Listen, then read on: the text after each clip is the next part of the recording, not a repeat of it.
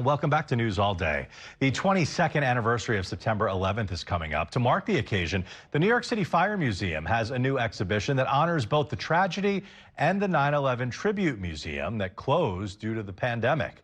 Joining us today is Jennifer Brown, the executive director of the New York City Fire Museum. Jennifer, thanks so much for being here. Thank you for having me. All right, let's start with the 9/11 Tribute Museum.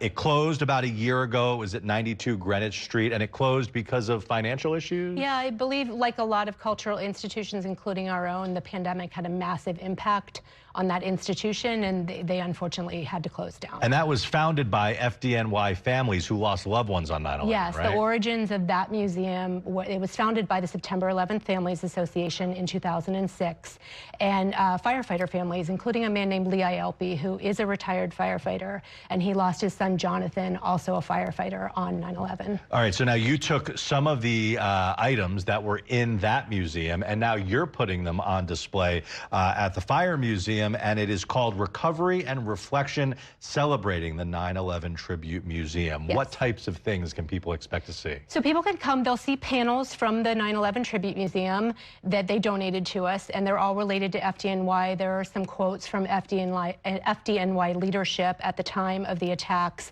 There are pictures of the recovery, of course. We have a video that really illustrates one of the things that was so impactful about the 9/11 Tribute Museum, which is that they had dozens and dozens of volunteer docents who had a personal connection to 9/11, and they gave tours to people from all over the world as the docents of the Tribute Museum. So we have a short video that shows that, and then we also have pictures that really speak to the outpouring of support memorials that were set up all over the city at firehouses, which I know those of us who are here on and after remember those memorials very well, and so we have some photos showing that as well. What is it that you hope people take away from seeing all this? Sure. So, I mean, we take the never forget very seriously at the Fire Museum. Obviously, it was the darkest day in FDNY's history.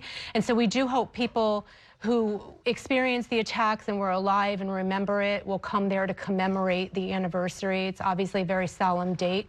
Also remember the tremendous recovery efforts and the heroism of all of the people who focused on the recovery. And then also, as we all know, there's an entire generation of people who either weren't born yet or don't remember 9/11 because they were so young. And so we do think it's very educational for that age group as well. Yeah, I was going to say, I mean, we're talking more than 20 years now. So there are tons of people who weren't alive on that day.